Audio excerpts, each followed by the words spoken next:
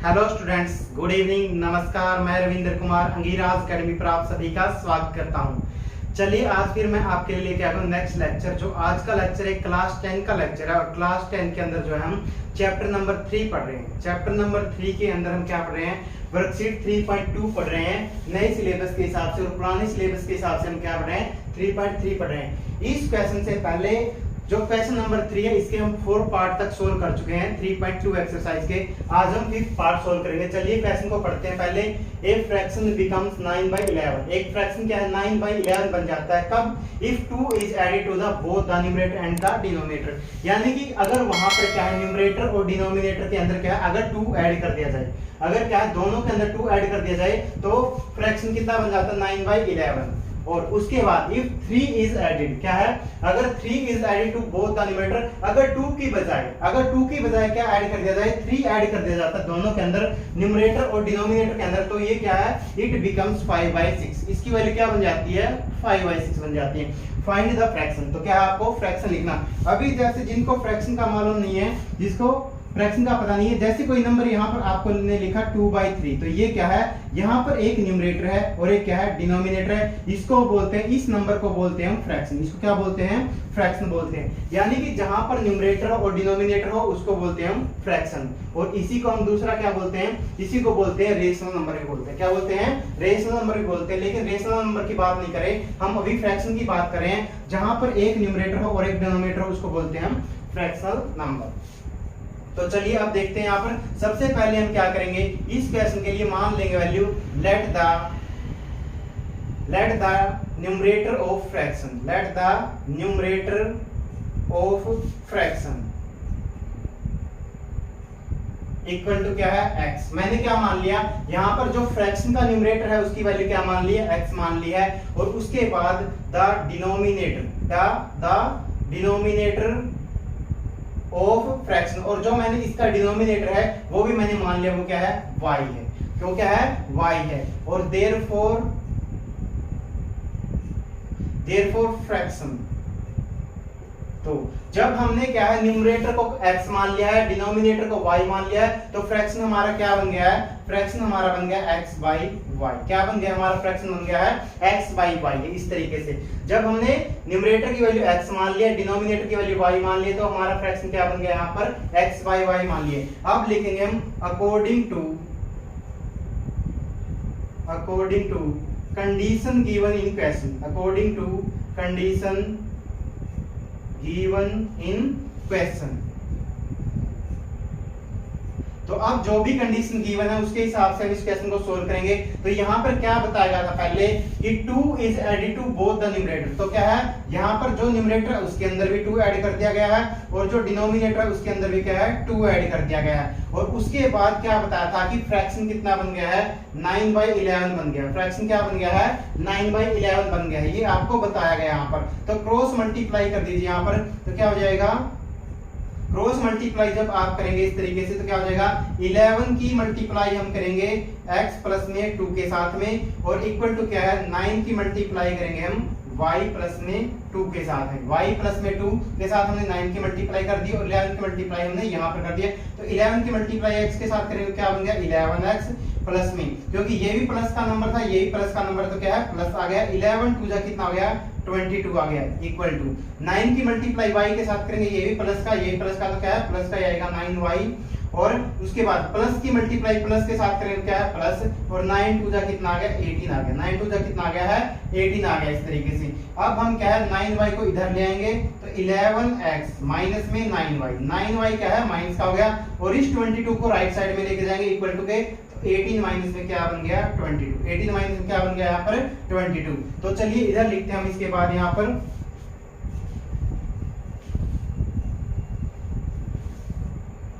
तो ये कितना आ गया है? 11x माइनस में 9y, 11x माइनस में 9y इक्वल टू कितना है, यहाँ पर देखिए 22 क्या है बड़ा है और 18 क्या है छोटा है। ये नंबर प्लस का और ये नंबर क्या है माइनस का है, तो क्या आएगा यहाँ से माइनस का नंबर आएगा। 22 में से 18 सब्ट्रैक्ट करेंगे कितना आ जाएगा 4 आ गया। कितना आ गया है 4। ये हमारी क्या है इक्वेशन नंबर फर्स्ट आ गई। इक्वेशन नंबर क्या है फर्स्ट आ गई है। अब हम सेकंड कंडीशन लिख रहे हैं। सेकंड कंडीशन में क्या बोला था उसने कि 3 इज एडेड, अगर 3 ऐड कर दिया जाए क्या है न्यूमरेटर के अंदर भी, तो x प्लस में कितना आ जाएगा 3 और इसी तरीके से नीचे भी क्या आ जाएगा y प्लस में क्या आ गया 3, क्योंकि डिनोमिनेटर के अंदर भी क्या है 3 ही ऐड करना है। और फिर फ्रैक्शन क्या बन जाता है 5/6। फ्रैक्शन क्या बन जाता है 5/6। फिर से क्या है क्रॉस मल्टीप्लाई कर दीजिए इनकी, तो क्या आ जाएगा 5 मल्टीप्लाई में क्या आ जाएगा x प्लस में 3 सॉरी क्या आ जाएगा 6 मल्टीप्लाई में आएगा भाई 6 की मल्टीप्लाई में क्रॉस मल्टीप्लाई करें तो क्या है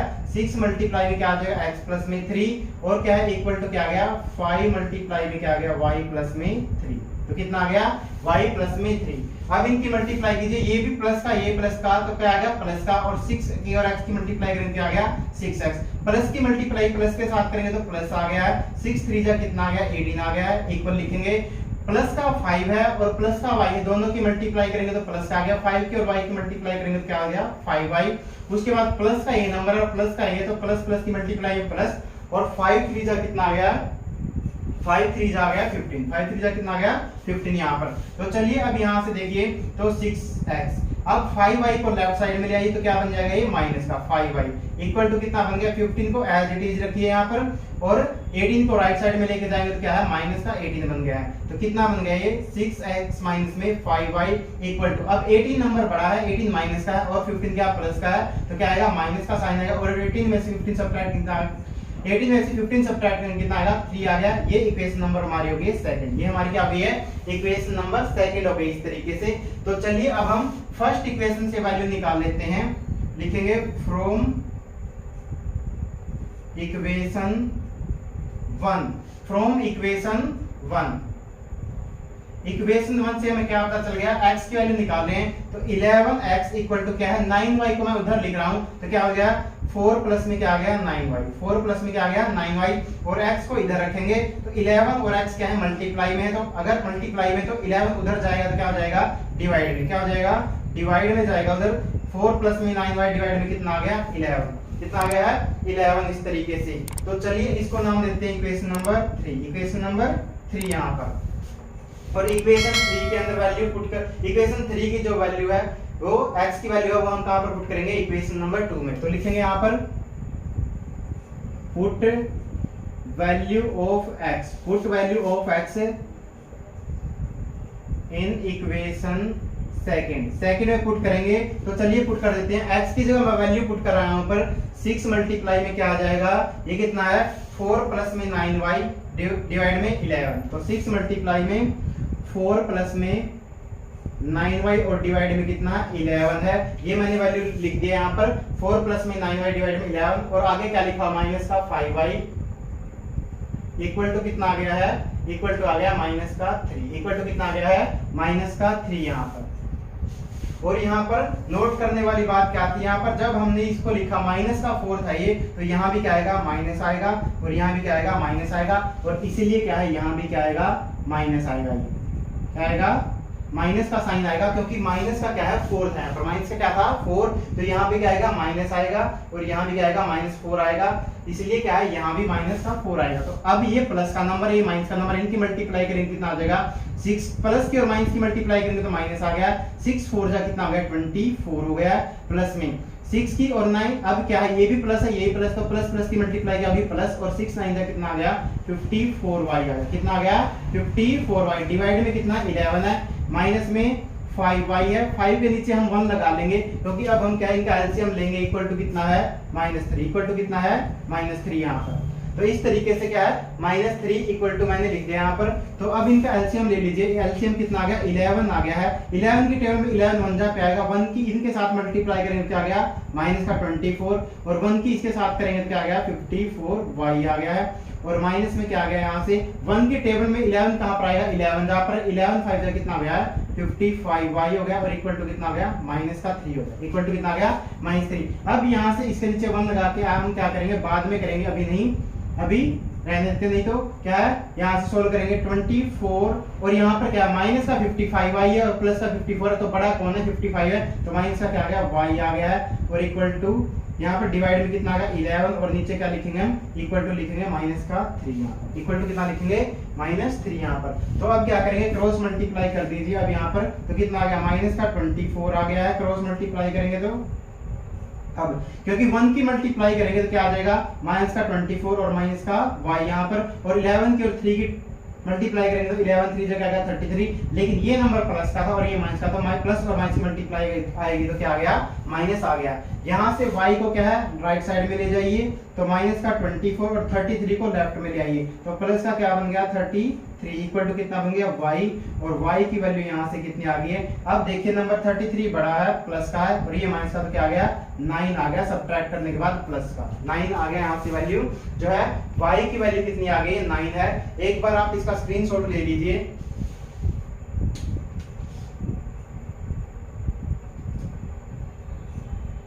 उम्मीद है आप लोगों ने इसका स्क्रीनशॉट ले लिया होगा। अब मैं इस पार्ट को इरेज कर रहा हूं, अगर नहीं लिया तो एक बार फिर ले लीजिए।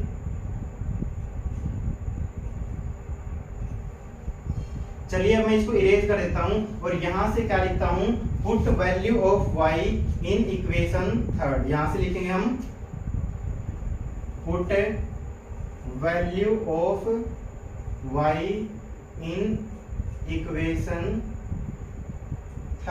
थर्ड के अंदर हम वैल्यू पुट करने जा रहे हैं y की, तो x इक्वल टू कितना है माइनस का 4 है, प्लस में 9y है और डिवाइड में कितना 11 है, और अब यहाँ से वैल्यू पुट करेंगे x इक्वल टू माइनस का 4 है, प्लस में 9 मल्टीप्लाई में कितना आ जाएगा 9 मल्टीप्लाई में क्या आ गया y की जगह पे 9 और डिवाइड में कितना आ गया 11, डिवाइड में कितना आ गया 11। तो यहाँ से सोल्व करेंगे माइनस का 4 एज इट इज, प्लस में 9 9 जा कितना होगा 81 हो गया है और डिवाइड में कितना आ गया 11। अब 81 तो प्लस का है और ये माइनस का, तो क्या करेंगे सब्ट्रैक्ट करेंगे यहाँ से, लेकिन साइन क्या आएगा यहाँ से साइन आएगा आपका प्लस का, तो 81 में से 4 सब्ट्रैक्ट करेंगे कितना आ गया 77, डिवाइड में कितना आ गया 11। अब इसको हम सोल्व कर देते हैं, यानी कि 11 1 जा 11 और 11 7 जा 77। तो यहाँ से क्या है, यहाँ से आपकी जो x की वैल्यू आ गई है वो कितनी आ गई है 7 आ गई, कितनी आ गई है x की वैल्यू कितनी आ गई 7। तो लास्ट में लिख देंगे therefore the required fraction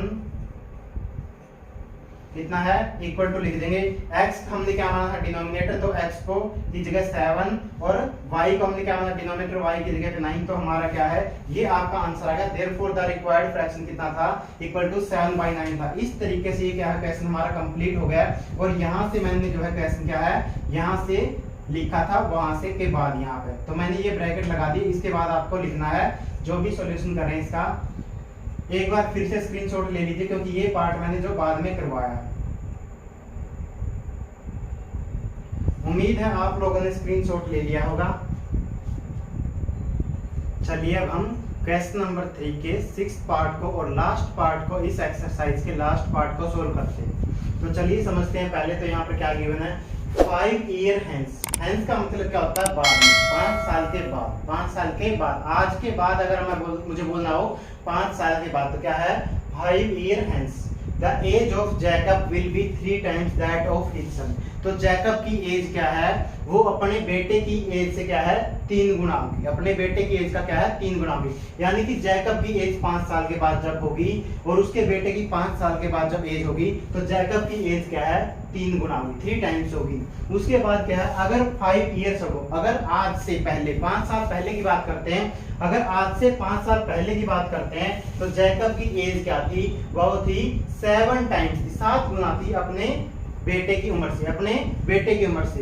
तो क्या है what are their present age, अब उनकी क्या है प्रेजेंट एज बताइए। तो क्वेश्चन कुछ इस तरीके से है, मान लो अभी आपकी जैसे उम्र लगभग जो भी 10th क्लास के अंदर है उनकी एज कितनी है 15 ईयर्स है, कितनी है 15 ईयर्स है, और उससे पहले क्या है आपके फादर की एज कितनी है 35 ईयर के आसपास होगी, अप्रोक्सीमेटली कितनी होगी 35 ईयर होगी, और आपकी उम्र कितनी है 15 ईयर्स है। तो अभी आपकी एज का अगर रेशियो निकाला जाए तो क्या हो जाएगा ये क्या है 35 डिवाइड में क्या है 15 कर दो, कितना हो गया है, ये हो गया 7/3 हो गया, कितना हो गया 7/3। ये प्रेजेंट एज का रेशो, ये क्या है प्रेजेंट एज का रेशो। लेकिन अगर क्वेश्चन ऐसा हो कि 5 साल पहले, अगर आपसे पूछे आप 5 साल पहले आपकी एज क्या थी, तो क्या थी, क्या करोगे, 5 साल पहले आप करोगे ना, पिछले साल 14 का था, फिर 13 का, फिर 12 का, फिर 11 का, फिर ऐसे निकालोगे, नहीं निकालोगे। और अगर हम इसमें से डायरेक्ट ही 5 माइनस कर देते हैं तो क्या है, आपकी एज कितनी थी 5 साल पहले, 10 साल थी, और आपके पापा की एज कितनी थी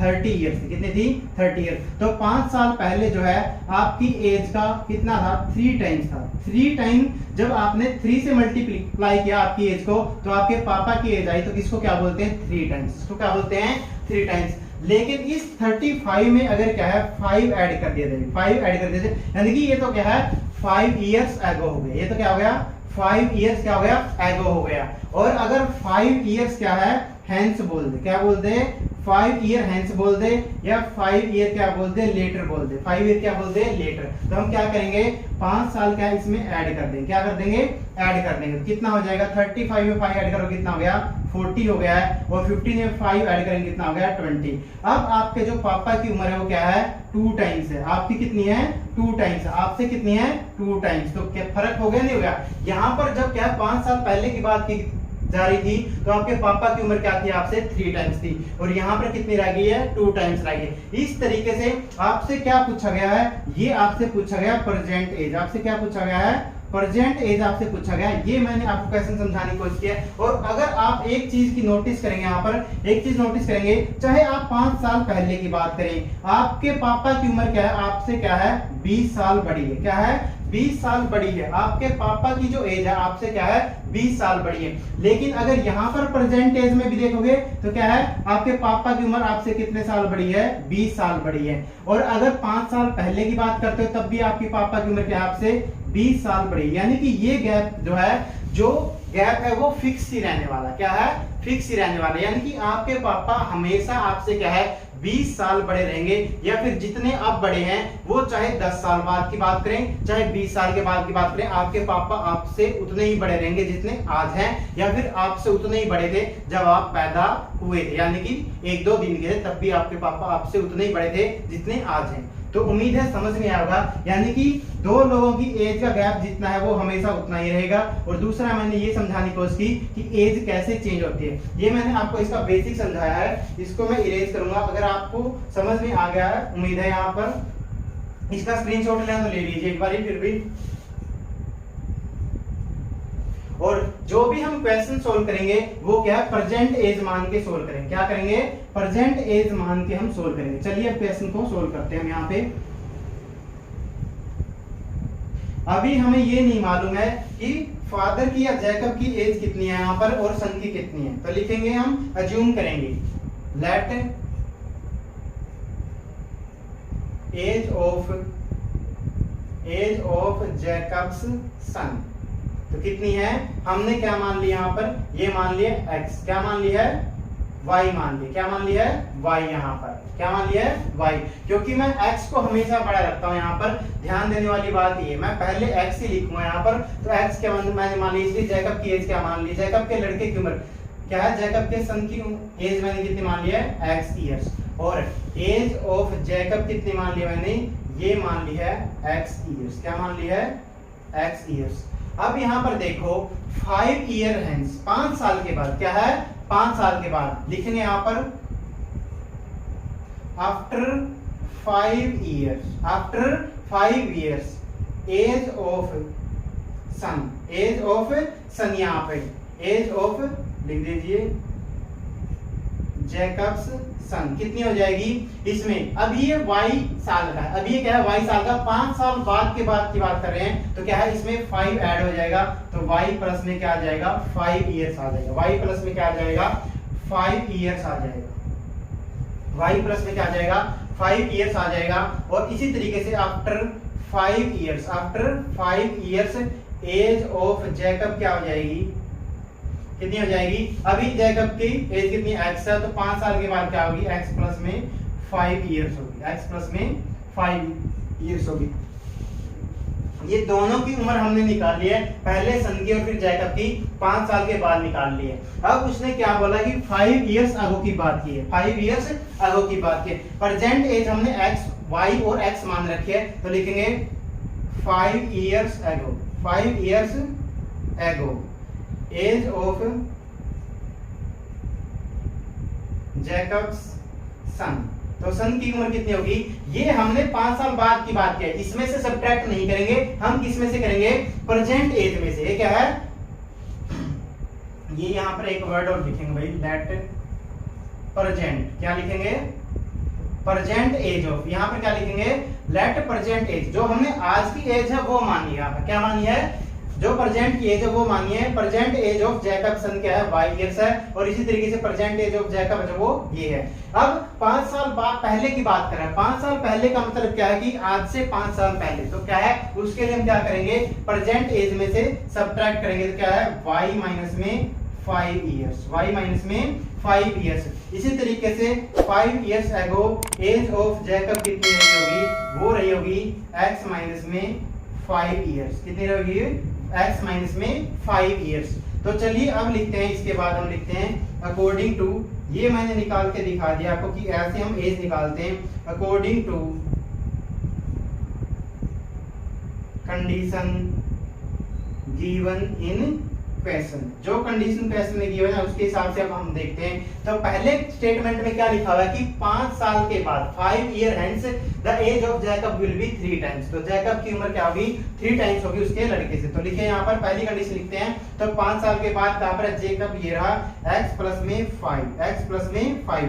अब ध्यान दीजिए 3 टाइम्स का मतलब क्या है कि 3 गुना होगी, और मल्टीप्लाई किससे करेंगे, जिसकी एज छोटी होगी, जिसकी एज क्या है, छोटी होगी, लड़का छोटा है, एज क्या है, सन की छोटी है, तो क्या करेंगे, 3 मल्टीप्लाई में क्या लिखेंगे, y माइनस में 5, 3 मल्टीप्लाई में y प्लस में 5, ये लिखेंगे, क्योंकि y प्लस 5 क्या है, लड़के की एज है। तो मल्टीप्लाई कर लीजिए, x प्लस में 5 इक्वल टू क्या है, 3 की और y की मल्टीप्लाई करेंगे तो 3y, और प्लस में कितना आ गया, 15, प्लस में कितना आ गया यहाँ पर, 15 यहाँ पर।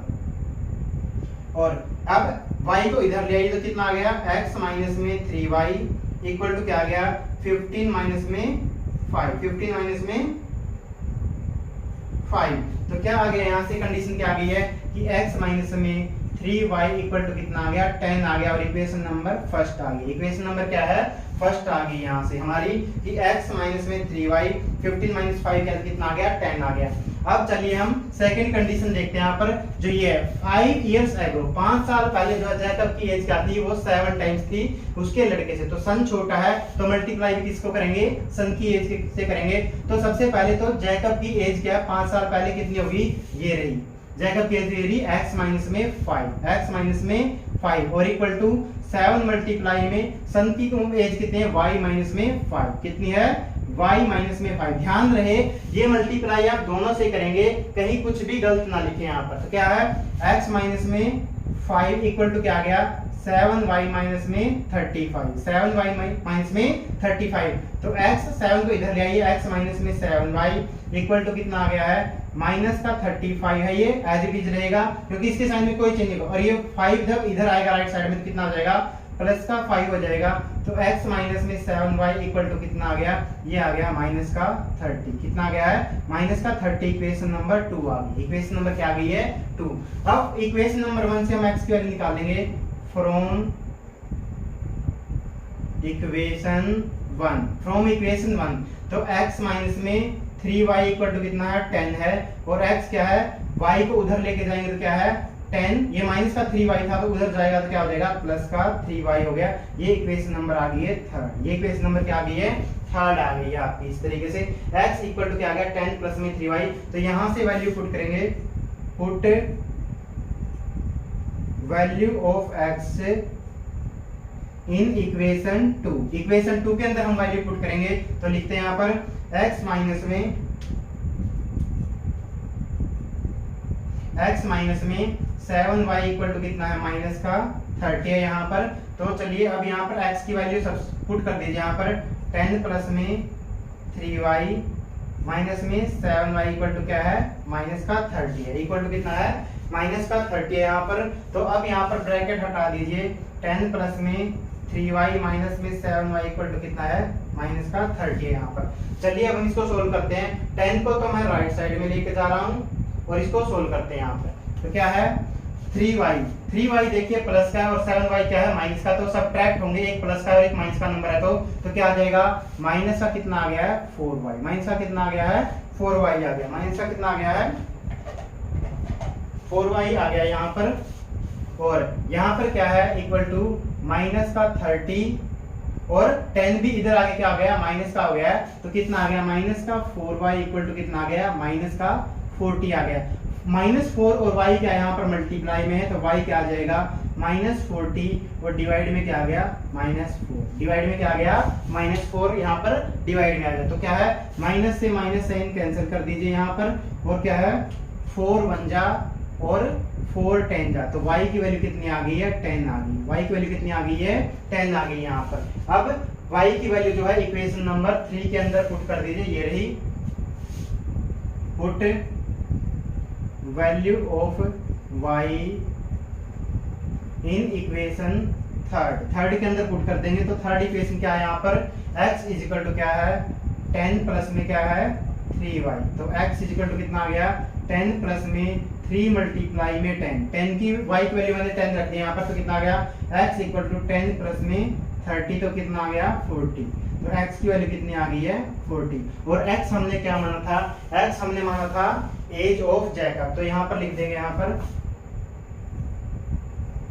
एज ऑफ जैकब्स सन, तो कितनी आ गई 10 इयर्स, कितनी आ गई है 10 इयर्स। और एज ऑफ जैकब कितनी आ गई है, ये आ गई आपकी 40 इयर्स, क्या है 40 इयर्स। जो दोनों एज आई हैं ये कौन सी हैं, ये प्रेजेंट एज है, कौन सी है ये प्रेजेंट एज है। ये दोनों जो एज आई है क्या है प्रेजेंट एज है, कैसी हैं प्रेजेंट एज आई है दोनों, जो एज ऑफ जैकब आई है और एज ऑफ क्या है सन जैकब सन आई, तो दोनों क्या है प्रेजेंट एज है। तो प्रेजेंट एज लिख देना, प्रेजेंट एज ऑफ जैकब सन और प्रेजेंट एज ऑफ जैकब, जो मैंने यहाँ पर भी लिख रखा है। इस तरीके से क्वेश्चन आपका कंप्लीट हो गया है, इसका स्क्रीनशॉट ले लीजिए।